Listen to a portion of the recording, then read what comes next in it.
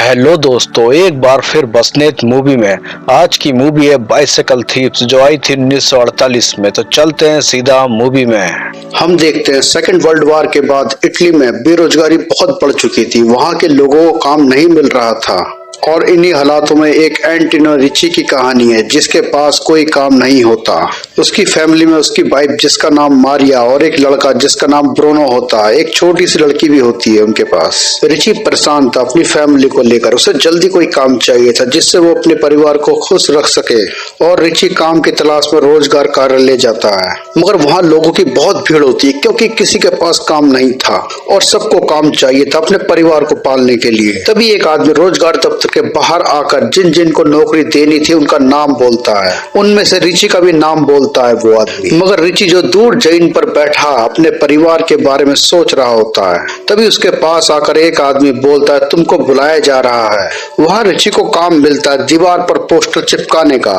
वो आदमी रिची से बोलता है, तुम्हारे पास साइकिल है ना? रिची मना कर देता है, मगर वहाँ एक आदमी बोलता है, मेरे पास साइकिल है, मुझे ये काम दे दो। मगर रिची को काम की सख्त जरूरत होती है, इसलिए वो उस आदमी से बोल देता है कि मैं कल तक साइकिल का इंतजाम कर लूंगा। दरअसल रिची के पास साइकिल थी मगर उसने गिरवी रख दी थी अपने परिवार के खाने का इंतजाम करने के लिए। फिर वो वहां से आकर रिची अपनी पत्नी मारिया से बोलता है कि मुझे शहर में पोस्टर चिपकाने का काम मिल गया, मगर इस काम के लिए साइकिल का होना बहुत जरूरी है, नहीं तो नौकरी किसी और को मिल जाएगी जिसके पास साइकिल हो। इस बात से मारिया परेशान हो जाती है और रिची से बहस करने लगती है। कुछ देर सोचने के बाद मारिया रिची को बेड से उठाती हुई बोलती है, हम लोग बिना चादर के सो सकते हैं। और ये चादर मारिया लेकर आई थी जब उसकी शादी रिची के साथ हुई थी, और चादर के साथ और भी कपड़े इकट्ठा कर लेती है और उन सबको अच्छी तरह धोती है जिससे उनकी कीमत अच्छी मिल सके। फिर वो उन सबको बेचने के लिए रिची के साथ लिनन की दुकान पर आती है और बोलती है, ये बहुत कीमती है। दुकानदार को भी वो अच्छे लगते हैं। वो इनके 7,500 इटालियन लायर देता है। उसके बाद रिची 6,000 लायर लेकर अपनी साइकिल छुड़वाने जाता है और उसे अपनी साइकिल मिल जाती है। ये देखकर मारिया और रिची दोनों खुश होते हैं। उसके बाद रिची साइकिल को कंधे में उठाकर ऑफिस के अंदर आ जाता है, जैसे वो सबको कहना चाह रहा हो कि मेरे पास साइकिल है और ये काम सिर्फ मेरे लिए ही है। तब उसका बॉस बोलता, तुम कल सुबह से पोस्टर चिपकाने का काम शुरू कर दो। और वो ऑफिस से काम करने वाले कपड़े लेकर अपनी साइकिल में रख लेता है जिससे मारिया बहुत खुश होती है। फिर वो दोनों वहां से चल देते हैं। एक जगह मारिया रिची से बोलती है, मुझे थोड़ा यहाँ पर काम है, और मारिया ऊपर चली जाती है। यहाँ एक औरत रहती है जिसने भविष्यवाणी की थी मारिया से कि तुम्हारे पति की नौकरी जल्दी लग जाएगी। मगर बहुत देर गुजरने के बाद रिची भी ऊपर आ जाता है और वहाँ कई औरतें अपना भविष्य पूछ रही थी उस औरत से। रिची मारिया से बोलता है, यहाँ से चलो। मारिया बोलती है, मुझे कुछ पैसे देने हैं उस औरत को जिसकी वजह से तुमको नौकरी मिली। मगर रिची बोलता है, ये सिर्फ अंधविश्वास है, और किसी तरह मारिया को मनाकर वहां से घर ले आता है। घर में ब्रूनो साइकिल को देखकर खुश होता है और उसको चमकाने लग जाता है। अगली सुबह रिची को काम के कपड़े में देखकर मारिया खुश होती है। ब्रूनो ने भी काम के कपड़े पहने हुए थे क्योंकि ब्रूनो भी काम करता है पेट्रोल पंप में। फिर रिची भी ब्रूनो को साइकिल में बैठा लेता है और दोनों बाप बेटे काम पे चल देते हैं। दोनों बहुत खुश होते हैं। फिर रिची ब्रूनो को पेट्रोल पंप में छोड़कर अपने काम पर चल देता है। रिची को ऑफिस से सीढ़ी, पोस्टर और एक पार्टनर मिलता है और वो दोनों दीवार पर पोस्टर लगाने का काम शुरू कर देते हैं। सेकेंड वर्ल्ड वॉर के बाद लोगों की हालत बहुत खराब थी। बच्चों को काम करना पड़ रहा था। ऐसे ही दो बच्चे उनके पास खड़े होकर लोगों का दिल भलाकर पैसे मांग रहे थे, मगर रिची का पार्टनर एक बच्चे के पीछे लात मार देता है। उसके बाद रिची एक जगह खुद खड़ा होकर पोस्टर लगा रहा होता है, मगर एक चोर गैंग की नजर रिची की साइकिल पर पड़ जाती है और अब वो मिलकर रिची की साइकिल को चुराने की तरकीब लगाने लग जाते हैं। और मौका देखकर उनमें से एक टोपी वाला लड़का रिची की साइकिल को चुराकर भागने लग जाता है। रिची ये देखकर उसके पीछे पड़ जाता है, मगर वो चोर रिची से बहुत आगे निकल जाता है। फिर रिची एक टैक्सी से उसका पीछा करता है, मगर टैक्सी में चोरों का एक गैंग का आदमी भी चढ़ जाता है जो रिची को भ्रमित करता हुआ दूसरे साइकिल वाले का पीछा करने को बोल देता है और पकड़े जाने पर वो कोई और ही होता है। निराश होकर रिची वापस काम करने लग जाता है। रिची के दिल में क्या बीत रही थी ये तो कोई नहीं जानता, और काम खत्म करने के बाद रिची सीधा पुलिस स्टेशन जाता है, मगर वहां बोल दिया जाता कि जब मिल जाएगी तुमको बता देंगे।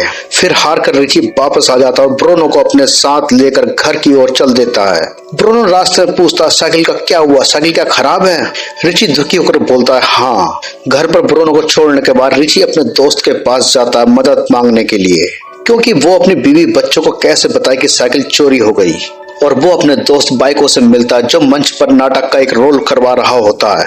और बाइको रिची से बोलता है कि तुम अपनी साइकिल रोम के सबसे बड़े चौक प्याजा विक्टोरिया में ढूंढो, वो एक बहुत बड़ा चोर बाजार है, शायद तुमको मिल जाएगी। मगर तभी वहां मारिया भी आ जाती है और उसको सब पता चल जाता है। वो भी ये बात सुनकर बहुत दुखी होती है।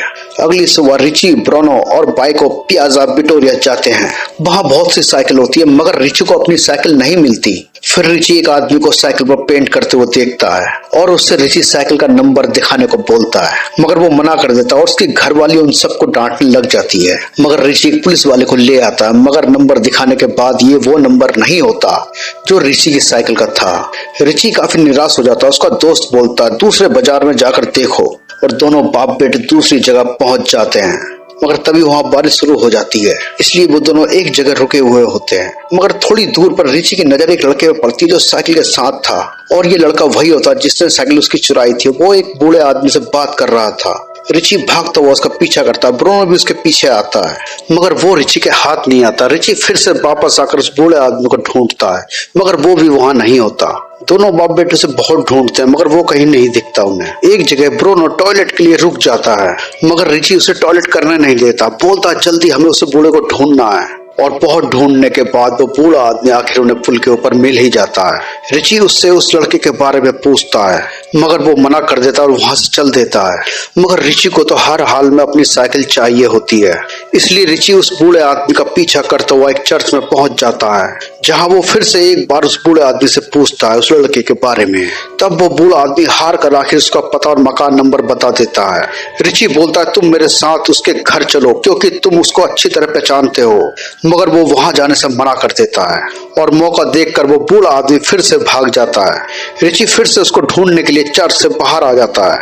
रिची बहुत परेशान होता है। तभी ब्रूनो उसे खाने के लिए बोलता है, क्योंकि उन दोनों ने सुबह से कुछ नहीं खाया होता है। इस पर रिची गुस्सा होकर ब्रूनो के एक थप्पड़ मार देता है और ब्रूनो वहां से गुस्सा होकर नदी की ओर चला जाता है। तब रिची सोचता है शायद मुझे वक्त मिल जाएगा उस बूढ़े आदमी को ढूंढने के लिए, और वो फिर से ढूंढने लग जाता है उस बूढ़े आदमी को। मगर कुछ देर बाद ही लोगों को चिल्लाते हुए रिची देखता है जो बोल रहे होते हैं कि कोई पानी में डूब गया है। और ये सुनकर रिची सीधा नदी की ओर भागता है, जहां वो देखता है कि उसको निकालकर बाहर ला रहे हैं, मगर ये कोई और होता है। ये देखकर रिची को चैन मिलता है। तब उसे पता चलता है कि मेरा बेटा ही सब कुछ है मेरे लिए। फिर वो अपना पर्स देखकर ब्रूनो से कहता है कि चलो होटल में खाने के लिए चलते हैं। खाते वक्त ब्रूनो एक फैमिली को खाना खाते हुए देखता है जो अच्छा खाना खा रहे होते हैं क्योंकि वो अमीर थे। इस पर रिची ब्रूनो से बोलता है बेटा हमें जो मिला है हमें उसी में गुजारा करना पड़ता है। और फिर दोनों खाना खाने के बाद बाहर आ जाते हैं। रिची के मन में क्या आता है कि वो वही जाता है जहां मारिया गई थी रिची की नौकरी के लिए दुआ करने, मगर वो औरत जो भविष्यवाणी करती है वो जाने क्या क्या बोल रही थी। रिची को कुछ भी समझ में नहीं आता और उसे पैसे देकर वहां से चल देता है। मगर बाहर आते ही वो चोर लड़का रिची को दिख जाता है और उसका पीछा करता हुआ उसके घर में घुस जाता है और उसे बाहर लाकर रिची अपनी साइकिल के बारे में पूछता है, मगर वो साफ मना कर देता है। और फिर वहां धीरे धीरे लोगों की भीड़ जमा होने लग जाती है और उस भीड़ में वही चोरों का गैंग भी होता है जिसकी मदद से इस लड़के ने साइकिल चुराई थी। और उस गैंग के लोगों में से एक बोलता है तुम्हें कैसे पता कि इसने तुम्हारी साइकिल चुराई है? रिची बोलता है मैंने इसे देखा था, इसने यही टोपी पहने हुए था। मगर चोर के गैंग वाले उल्टा रिची के ऊपर हावी होने लगे थे। ब्रूनो पुलिस को बुलाने चला जाता है ये सब देखकर।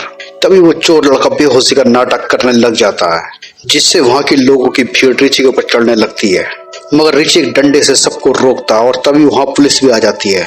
रिची बोलता है ये वही चोर है जिसने मेरी साइकिल चुराई थी, मगर चोर गैंग वाले बोलते हैं गलत है, इसने नहीं चुराई थी। तब पुलिस से वो चोर बोलता है कि तुम मेरे घर की तलाशी ले सकते हो। इसलिए पुलिस वाला उनके घर की तलाशी लेता मगर घर में कुछ नहीं मिलता। जरूर उस चोर ने उस साइकिल को कहीं और छुपा दिया होगा।